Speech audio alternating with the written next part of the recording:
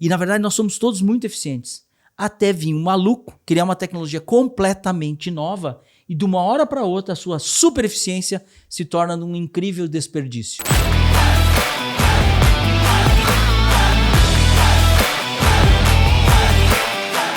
Bom dia, boa tarde, boa noite. Estamos aqui de novo no nosso podcast Organizações Infinitas.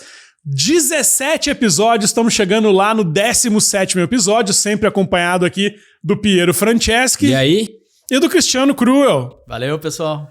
E hoje, turma, estamos aqui para falar sobre Indústria 4.0, mas antes de entrar nesse tema, não se esqueça de se inscrever no canal, marcar aí para receber as notificações, aonde é que você estiver nos vendo, em todas as plataformas, Organizações Infinitas está por lá, e vamos falar desse negócio Indústria 4.0.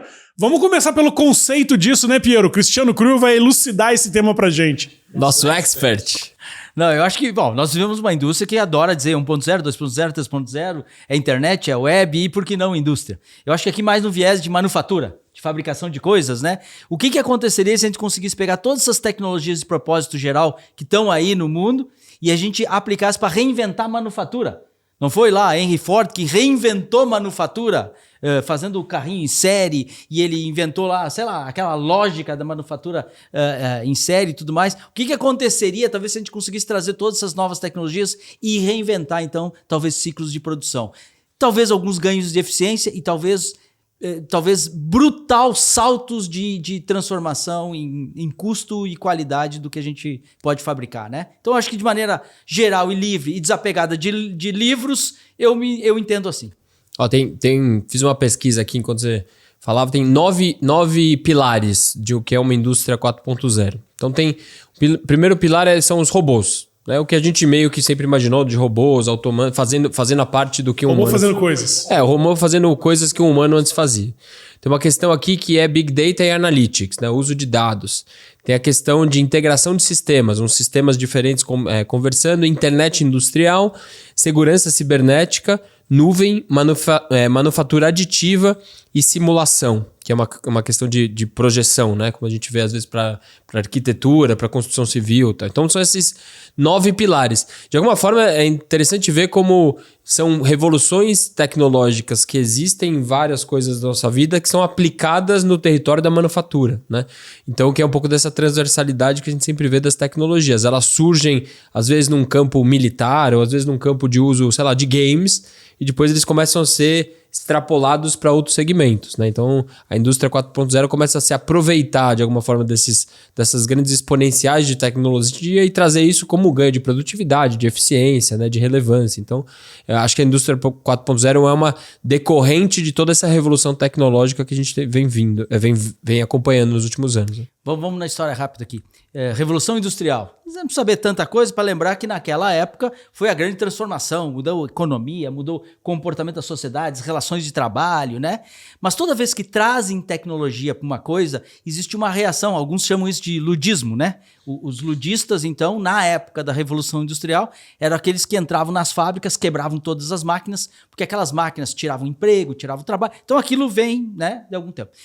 Ao longo da nossa história, a indústria, para alguns, ela não se transformou tanto. Agora pega esses 9 itens que o Piero lembrou e joga isso de volta para a indústria e fica imaginando talvez reinvenções dessa indústria em níveis que a gente não imaginava antes. Então imagina apenas uma simulação. Por que eu preciso construir uma fábrica? Imaginar a fábrica. Será que eu consigo fazer simulação num nível tão avançado, em que eu consigo reduzir custo de produção não em 3%, não em 2%, não em 5%, mas em 50%, 70%? Então, quando você começa a imaginar essas novas tecnologias, eu acho que aí a gente não sabe o que a gente não sabe, e a gente tem vários exemplos aí para debater sobre isso, o que poderia ser usado de tecnologia para a industrialização. Mas ó que interessante, né?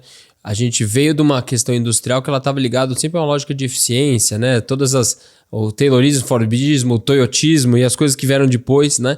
E na prática hoje, quando você tem esses 9 campos e você é uma manufatura, se você não dominar eles ou não entender a implicação deles, provavelmente você vai ficar para trás no jogo. Porque se alguém pega um desses itens, né, e aplica ele como vantagem competitiva, é quase como se reprogramasse o jogo para um outro campo. né? Então, puxa, eu sempre faço isso aqui desta forma. De repente tem uma tecnologia que faz mudar o jogo, né? Então, mais do que simplesmente hoje ser dono, né, do que você produz muito bem, é entender os sinais das tecnologias, né? E a transformação que isso gera. Porque, de alguma forma, você pode estar jogando um jogo que é completamente obsoleto no jogo seguinte, né? Então, acho que tem vários exemplos que a gente poderia pensar, assim, indústrias que estão mudando a lógica anterior de manufatura, porque simplesmente estão adotando tecnologia para mudar o campinho. Como a gente já viu em várias coisas. Qualquer coisa que a gente hoje tem de consumo, a lógica de consumo de música, filme, táxi, qualquer desses exemplos mais modernos, mais da moda que a gente tem, são quando você pega uma tecnologia e muda o padrão do jogo, né? O modelo de negócio. E você acha que, pegando a tua definição do Cru, a tua lista aí de coisas que se encaixam no conceito de indústria 4.0, acho que a gente pode falar que a Tesla, talvez uma fábrica da Tesla, que é aquela fábrica com robôs, aquela fábrica que revolucionou o jeito de se fazer, menos humanos e mais robôs fabricando um carro, aquilo lá poderia ser quase que o expoente assim, de uma indústria 4.0 que se reinventa não só na maneira como faz o produto, como cria a coisa, mas depois o impacto que ela causa no pós, né? A gente viu a Tesla dessa semana, por exemplo, anunciando que vai fazer o recall de 1 milhão de carros. Imagina, acho que o terror da indústria automobilística deve ser o recall, né? Levar o carro todo para a oficina, trocar peça, e conserta, e ocupa o espaço do cara que podia estar vendendo. Tá aqui um Tesla aqui na nossa tela. Esse é o teu, né? Um dia vai ser. A Tesla teve um problema no vidro do carro. 1 milhão de carros com problema no vidro. O vidro sobe rápido demais e com força demais, e alguém pode machucar alguém, prender um dedo, prender o pescoço de uma criança. Como é que corrige isso? Antigamente você tinha que levar o carro na oficina, abrir a peça, trocar, mexer, apertar o parafuso, e a Tesla vai fazer essa correção online, pela internet, com software. 1 milhão de carros ao mesmo tempo sendo corrigidos, um defeito sem ter que voltar para a fábrica. Isso soma toda essa história da indústria 4.0, né? Do jeito de se fazer. O Tesla é fabricado do jeito diferente que se fabrica um Ford, que se fabrica um GM. E o recall é diferente do jeito que se faz o recall nos carros tradicionais. Esse talvez seja o grande exemplo de uma indústria 4.0, né? Eu acho que... E olha só que interessante. Não é uma tecnologia, é tipicamente convergência tecnológica. É um monte de tecnologia que... Então, talvez todo mundo hoje, se você imaginar uma fábrica, e eu fui criado praticamente dentro de uma fábrica, que meu pai era de indústria, a gente vai lembrar de uma coisa muito forte chamada processo. Concorda? Todo mundo concorda processo. Você vai imaginar uma coisa chamada controle. Se fechar os olhos, pensa numa fábrica, você imaginar em algum lugar tem alguém com uma prancheta anotando, controle de qualidade, falhou, não falhou, concorda? Assim, então, imagine como você desenha toda uma manufatura. Aí você tem manufatura aditiva. Em vez de você fazer manufatura subtrativa, você pegar um pedaço de ferro, recortar, dobrar, soldar, você faz uma coisa printar do nada para aquilo. Caramba! Então você pode reinventar o processo. Imagina, em vez de ter alguém controlando com dados aqui, tu tem sensores em tudo que é lugar que conseguem capturar dados e você abandona a tirania das médias, né? Porque a gente começa a usar média porque a gente não tem dados das coisas. Terceiro, tu começa a imaginar o teu produto. Começa a imaginar que o produto desconectado é um produto burro. Concorda? Assim, ó. Então existem produtos inteligentes, vamos chamar assim, que eles não pensam, mas processam, eles se conectam, e tem produtos burros. Então fica imaginando, se qualquer um de nós hoje, que tem uma indústria que fabrica uma coisa, e essa coisa está desconectada, ela está esperando alguém disruptar ela, vamos dizer assim, né? A minha escova de dentes, ela pode ser desconectada do mundo, mas ela podia ter sensores ali, fica todo dia mandando pro meu smartphone dados, e aí eu consigo ter uma nova predição de o que fazer, e não ter que ir no dentista a cada 6 meses. Talvez eu tenha que ir amanhã de tarde, concorda?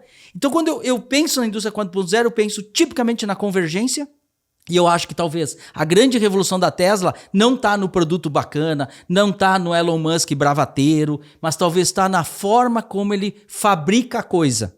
A maneira como ele constrói as coisas. Talvez esteja ali a grande transformação que a gente não enxerga, né? A grande possibilidade de ele trazer um automóvel que é caríssimo no primeiro momento, e ele é o cara, hoje a Tesla já é a maior margem de lucro de um carro elétrico do mundo, por produto, tá? Por produto é a maior margem, mais de 30%. Nenhuma outra indústria consegue ter 30% de margem num carro elétrico, e a Tesla consegue. Mas ó essa transformação que é importante, né? Vamos pegar esse caso do recall. O recall não é bom para ninguém, né? Ele não é bom para a indústria e não é bom para o cliente. Porque o cliente tem um carro, ele fala assim, puxa, vou ter que parar com o meu carro, ir na concessionária, perder tempo. Tá? E não é bom para a indústria porque tem que ter serviço, tal. Tem que investir em publicidade para avisar as pessoas. Pessoa, recall hoje, não sei o que lá, é obrigatório por lei aqui no Brasil. Então, o recall é um problema que não é bom para ninguém, né? No momento que a Tesla ela adiciona uma camada de tecnologia, ela resolve o problema, ela faz com que esse problema passe a ser simplesmente uma coisa natural, que é uma atualização de software. Como, por exemplo, é um aplicativo, uma versão de sistema operacional. Fala, olha, atualiza que a gente tem correção de bugs.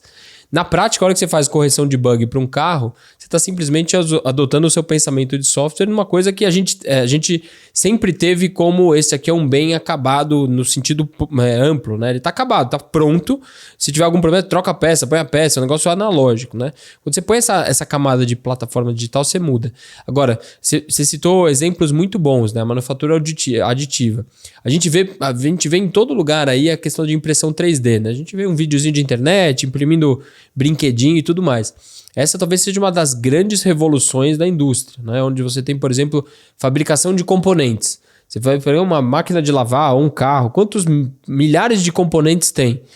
Historicamente, você tinha várias indústrias, que são as indústrias que produzem, fazem um frete, chega no estoque, você vai lá e aplica aquele componente. A manufatura aditiva, né? Ou impressão 3D, você pode ter uma impressora ali das peças do lado do seu galpão de montagem. Então, na prática, você economiza tempo, economiza custo, polui menos o ambiente, já tem ali just in time, então você imprime, já aplica, você não tem sobra de estoque, não tem capital parado. Isso muda a cadeia como um todo. Imagina se é fabricante de uma autopeça, puxa, será que você vai ser fabricante do design? Você vai ser o fabricante da impressora? Se você não tiver isso, será que o meu cliente vai querer? Então você muda muito a cadeia, né? A cadeia de distribuição. Então vamos especular, todo mundo aqui, vocês são de negócio, vamos dar uma especulada aqui. Vamos usar a Tesla só como pano de fundo, não como referência, nem para idolatrar. O cara fez um produto muito bacana, começou a fazer carros elétricos, que é uma coisa diferente, com muita tecnologia embarcada, e existiam grandes incumbentes nesse mercado. É óbvio que ele trouxe um produto e uma proposta de negócio, um modelo de negócio, não usava revendas, várias coisas diferentes. Mas vamos lá, Volkswagen, GM, Ford, BMW, todos devem fabricar, tem mais competência em manufatura do que a Tesla tinha. Do que a Tesla tem. Então, não só ele trouxe um produto novo, um jeito novo, mas eu acho que foi uma preocupação desde a origem. Eu vou ter que aprender. Porque os outros, quando aprenderem a fazer isso e a tecnologia ficar barato, eles vão tomando essa vantagem. Concorda? Assim, eles todos já anunciaram automóveis elétricos, mais autônomos, semi-autônomos e tal. Aparentemente, a Tesla começou a usar muito isso. O caso mais emblemático lá dentro, primeiro, a Tesla decidiu um caminho de muita verticalização. Até o banco do automóvel eles decidiram fazer, porque eles entendiam que era uma mecânica melhor de fabricação. Agora, um dos casos mais emblemáticos de manufatura dentro da Tesla é a história da manufatura aditiva, que é, como é que a gente chama? Fundição de alumínio. Dizem que a brincadeira do Elon Musk é, se os caras conseguem fazer Hot Wheels baratinho, por que a gente não consegue fazer um Tesla? Então vamos pegar e vamos fazer fundição de alumínio. Mas quem é que vai conseguir fazer a fundição de um automóvel inteiro? Ligou para os grandes fornecedores do mundo, certo? Não era possível fazer de um automóvel. Mas ele achou uma italiana chamada Hydra, que faria fundição de alumínio. Então hoje, só a parte da frente, assim, aquela parte da carenagem de baixo do Tesla e a parte de trás, ele é feito numa fundição. É como se fosse uma impressão, assim, pensar. Uma prensa. Uma prensa de fundição que faz toda uma... Em vez de usar 200 peças. Agora volta no modelo antigo. Eu tava lá com meu planinho de PDCA, com o meu processo, fazendo uma solda melhor, uma solda melhor, uma solda melhor. Aí vem um cara e diz assim, não precisa soldar. Não precisa de solda. E essas são as rupturas que essas tecnologias começam a trazer. E isso, para mim, vocês falaram outra coisa, é cabeça de software. O cara pensa o seguinte, como é que eu faço um reparo no automóvel com software, não com hardware? Isso entra no desenho do produto, e não depois lá que deu a bronca, que depois já enroscou, já deu errado, né? Como é que eu consigo botar um sensor para saber se a pastilha de freio antes de problema vai... Então, eu acho que tudo isso converge num repensar de manufatura. Assim como energia elétrica um dia chegou nas indústrias e transformou a grande revolução, talvez, hoje tu fica imaginando todo esse aparato incrível aí, como serão as fábricas do futuro. Eu não sei, mas eu acho que elas vão ser muito diferentes do que a gente vê hoje, né? Talvez vai mudar mais em 100 anos do que mudou em 100 anos. Agora, essa indústria 4.0... e essa hiperconectividade não funciona sem o 5G, né? Não funciona sem a internet de alta velocidade em todos os lugares para pegar todos os dados e fazer essas atualizações do carro, medir os sensores que estão lá na fazenda, lá na fábrica, do produto que saiu depois. E aí entra também, de novo, para falar dessa tal verticalização de Elon Musk, até a conexão dos satélites da Starlink lá em cima, né? Porque essas atualizações do Tesla, elas só são possíveis porque eles estão todos conectados a uma rede de satélite global que faz com que esse negócio funcione. E mesmo as atualizações do carro são capturadas pelos sensores que são ligados a essa hiperconexão lá de cima. O 5G é fundamental para a indústria 4.0, né? Quer ver uma coisa bem básica de indústria 4.0 que a gente sente no produto?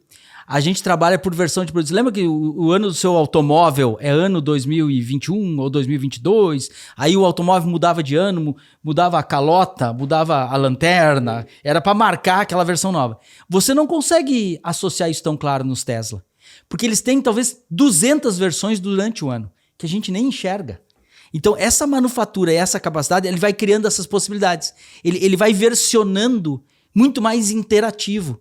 Então, em vez de estar marcadão lá, que essa é a versão tal, ele tá dentro dele, ele tá mudando versão. O software é um super exemplo que vocês deram aqui, né? O software não para de mudar.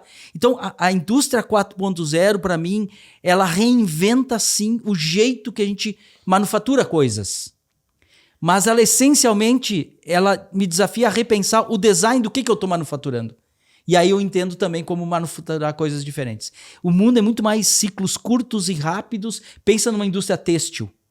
Fazia coleções. Esse ano tu tinha que comprar a coleção que ia vender daqui 2 anos. Concorda assim? Ó, os ciclos eram longos. Agora não, o cara tá pensando em produto único. Em vez de fazer um lote grande, talvez o cara tenha que fazer lotes menores e mais ainda. Pensa numa indústria de calçados. Eu pego um couro de um boi ou de uma vaca. E o cara tinha que olhar aquele couro, que é assimétrico, né? E tinha que usar a melhor maneira para recortar aquilo para fazer uma tira da sandália. Eu fico imaginando. Não sei nada. É bem bom a gente falar de coisa que a gente não sabe nada, porque a gente fica meio livre, tá? Agora imagina, hoje o cara tem computação visual, que uma matemática toda faz um cálculo específico para ver qual é a menor maneira de recortar. Sim. Então talvez tu tenha ganhos em coisas, mas tu não sabe que existe essa possibilidade, tu nem imagina o que fazer com essa possibilidade. Viajei, mas eu acho que é por aí. Mas ó, imagina, quando a gente fala isso, eu imagino que muita gente cruza com o seu negócio e fala, puxa, isso é muito longe de mim porque eu não sou a Tesla, né? Mas tem essa tecnologia que a gente vê muito crescendo, que é de realidade mista, realidade aumentada, que eu acho que ela talvez tenha um impacto de muita transformação num negócio tradicional. Então imagina que isso é uma parte dessa indústria 4.0. Imagina que eu estou andando na minha indústria e eu estou lá com óculos de realidade mista, né? Puxa, aquele negócio tá andando, tô olhando pelo estoque. A hora que eu vou olhando pelo estoque, ele já vai me dando a informação do quanto tem tá baixo, quanto tá custando, quanto tempo tá parado. Isso já é possível, né? A hora que eu tô vendo, por exemplo, para produzir um calçado, em vez de eu ter que ensinar ou fazer um molde, a pessoa tá olhando aquilo lá, já vai marcar o molde, ela vai cortando em cima do molde, que é uma realidade mista, né? Ou quero operar uma máquina, coloco uma pessoa lá para operar uma máquina, eu tenho 0 dias de treinamento, porque ele veste o óculos e fala, aperte vermelho, puxa a alavanca, aperte vermelho, e eu tô treinando enquanto a pessoa tá fazendo, então não preciso ter treinamento. Assim como tem eu entrando na fábrica, cuidado, aqui você tá com uma zona de alerta, aqui tem alto índice de acidente. Toca lá um negócio no óculos. Então, quando a gente imagina dessas tecnologias que a gente vê ainda por aí, sempre com um uso mais... que é sempre brincadeira, né? As novas tecnologias, a gente sempre acha que elas são brincadeira, coisinha boba e tal. Na prática, quando você traz ela para a realidade da indústria, imagina um dia a dia de uma indústria. A quantidade de informação que você pode ter por ali, a quantidade de treinamento que você necessita, a quantidade de facilidades que você pode criar. Só de adicionar uma placa ciborgue aqui na cabeça de uma pessoa, né, faz com que você imagine que talvez a indústria 4.0 não é tão longe quanto eu vou fazer uma prensa absurda, um software dentro de um carro, né? No dia a dia ali, se você conseguir conectar essa informação que você tem de dados, mais alguma coisa que você consiga ver e sentir, você consegue de alguma forma fazer com que toda a sua força de trabalho seja muito mais eficiente. Né? Talvez uns 15 anos atrás, eu visitei uma indústria em Joinville, no Brasil, e foi a primeira vez que eu vi, dentro da fábrica, tinha um robô que carregava peças, tá? E esse robô era autônomo. Basicamente o robô terminava uma linha aqui, largava as peças que iam terminando uma seção em cima do robô, e uma hora, acho que ele tinha um sensor de peso, não sei como é que era, ele saía andando pela fábrica. E não tinha um trilho, ok? Ele saía andando porque ele tinha que levar até a outra estação, ok? E aquele robô era autônomo. Isso são talvez 15 anos atrás. E aí você parava na frente, o robô parava e tudo. Cara, aquilo era ciência de foguete, cara. Aquilo era mais incrível, na minha visão, do que ir para Marte.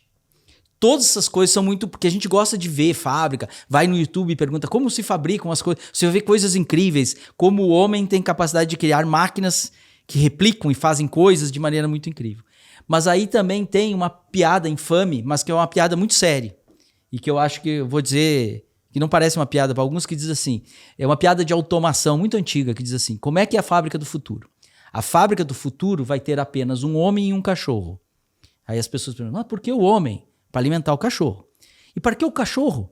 O cachorro é para morder a mão do homem se ele tentar apertar em algum botão e estragar o processo. Ou seja, é o máximo da automação e que a gente se diverte com ela, mas cria uma ansiedade enorme. Nós seremos necessários. O que vai acontecer com os trabalhadores? Qual é o meu papel nisso tudo? Qual é o meu papel nisso tudo? E o cara que é o bom soldador, e o cara que é o bom da fresa, e o cara... Sabe, fica imaginando isso? Eu acho que é um ciclo de aprendizado continuado e de evolução. Quem entender mais de tecnologias vai conseguir subir nos ombros dos gigantes, né? Eu acho que essa é uma...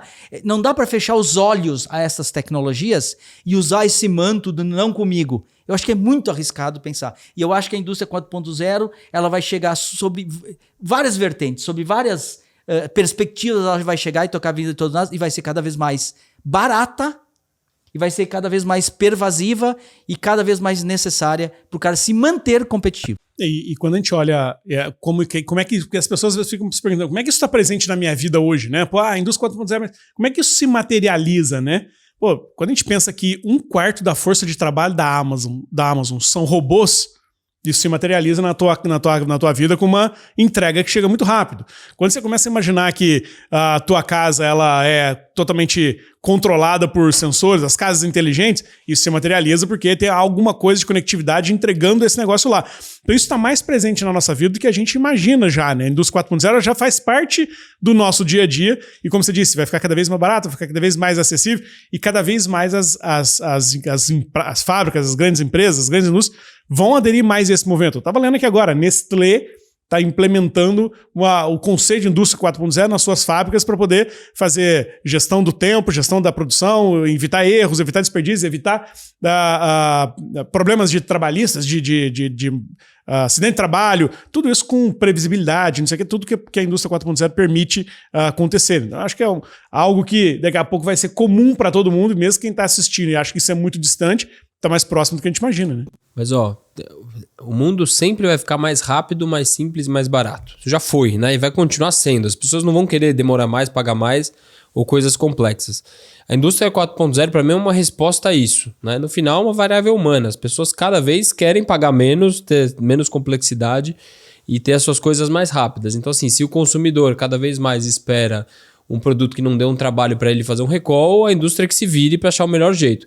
Quem for o melhor em entender esta dinâmica, seja quais forem quais forem os métodos para isso, vai ter uma vantagem competitiva. Então, na prática, a indústria 4.0, de novo, é só mais um meio para um fim, né? São problemas resolvidos, clientes e consumidores satisfeitos, sempre buscando uma coisa mais rápida, mais simples e mais barato. As indústrias vão ver um pouco dessas armas, são aqui 9 que a gente falou, e vão usar essas armas a serviço deste fim, né? Acho que esse é o ponto. Eu compro isso, Pierre. Tô contigo. Tem um monte de indústria bacana. Estão falando assim, pô, eu sou um executivo, eu sou um engenheiro de produção, eu sou, sei lá, eu tenho uma indústria, eu tenho uma empresa da família, que a gente fabrica essas coisas, nosso produto vem evoluindo, mas eu compro o que você falou, que diz assim, ó, se eu quero imaginar como trazer mais dessa tecnologia ou desses conceitos para minha indústria, eu acho que começa lá no cliente. Começa no cliente, né? Começa lá no cliente, vem de lá para cá. Pô, mas o meu cliente, ele quer comprar só lotes e o que interessa é precinho e prazão. Sabe? Precinho curto e prazo bom para pagar. Não. Você começa a reinventar isso, tu começa a ver que tu tem possibilidades outras. E a gente não gosta da palavra desperdício. E, na verdade, nós somos todos muito eficientes. Até vir um maluco criar uma tecnologia completamente nova e de uma hora para outra a sua super eficiência se torna um incrível desperdício. Porque você nem imaginava que era possível fazer uma coisa completamente diferente do jeito que você fazia antes. E esse tema acho que é tá todo mundo olhando para esse mundo, essa coisa fala-se muito nessa história dessa indústria 4.0. Ninguém sabe muito bem onde esse negócio ainda vai chegar, o nível que esse troço pode atingir, mas é fato que a Tesla é um grande expoente disso, a Amazon mostra isso de outro jeito, a hiperconectividade vai acelerar esse negócio, e você não pode ficar de fora desse tema, tem que aprender mais sobre isso o tempo todo. Cristiano Cru deu uma aula aqui de indústria 4.0, Soubemos que o Cristiano conheceu um robô autônomo há 15 anos, ou seja, a Tesla que está se preparando para lançar o dela já está atrasado, o Cristiano Cruz já sabia desses detalhes.